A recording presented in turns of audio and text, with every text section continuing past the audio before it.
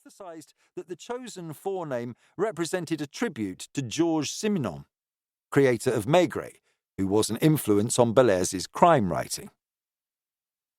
At the time when he wrote this book, Blundell was working in a bank by day and also acting as an air raid warden, being exempt from military service because he was blind in one eye. He found that writing a detective story helped to pass the time during the blackout. His debut novel introduced Inspector Thomas Littlejohn of Scotland Yard, who became his regular series character, appearing in all but one of the 58 Bellairs novels. The exception, a 1943 book called Turmoil in Zion, featured Inspector Nankivel, a not dissimilar character. Blundell also published 4 crime novels between 1947 and 1950 under the guise of Hilary Landon. The George Bellairs books were published in the United States and translated into French and other languages, but writing was first and foremost a hobby for Blundell, who became a popular public speaker. He once said that nobody wanted to hear him talk about banking once they discovered that he wrote detective stories. Because he was so prolific, the quality of his work was variable, but his best novels supply pleasant entertainment. Blundell gained a staunch supporter in Francis Iles, also known to detective fiction fans as Anthony Berkeley, who had mysteriously abandoned a successful career as a crime writer and become a highly regarded reviewer. Iles was good at spotting crime writing talent. He was one of the first critics to identify the potential of P.D. James and Ruth Rendell, and he regarded Bellairs as underrated.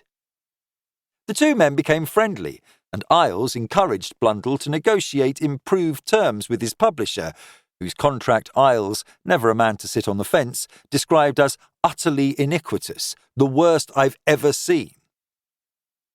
Blundell, however, seems not to have been a man to drive a hard bargain.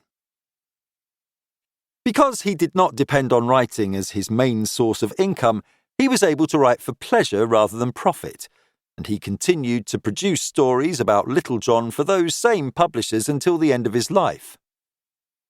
Such an unassuming fellow would no doubt have been startled as well as gratified to learn that his work is now reaching new readers in the 21st century as part of the series of crime classics published by the British Library.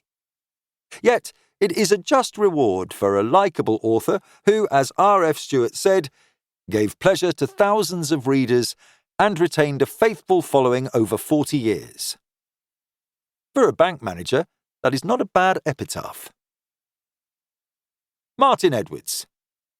www.martinedwardsbooks.com.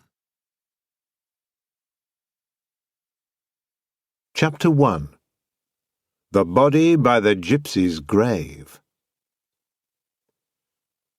The September morning which greeted the Reverend Ethelred Claplady, M.A. Cantab, incumbent of Hilary Magna, and Parva for that matter, made him want to leap and shout.